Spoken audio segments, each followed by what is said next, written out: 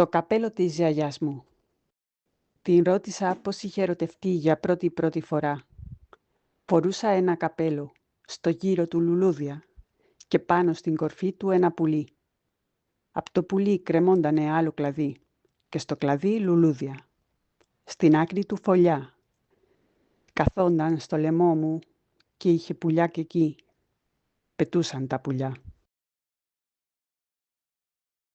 El sombrero de mi abuela. Le pregunté cómo se había enamorado por vez primera. Llevaba un sombrero y a su alrededor flores, y en lo más alto un pájaro. Del pájaro colgaba otra rama, y en la rama flores. En la punta un nido se apoyaba en mi garganta, y había pájaros también ahí. Volaban los pájaros. Amonaren kapela. Lehenengoz nola maitemindu zen galdetu nion. Kapela bat neraman jantzita. Bere inguruan loreak eta gainean txori bat. Txoriarengandik beste adar bat dindilizka.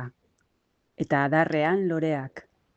Adarraren puntan kabia, ene estarrian pausaturik, eta bazeuden txoriak hor ere. Hegaka txoriak.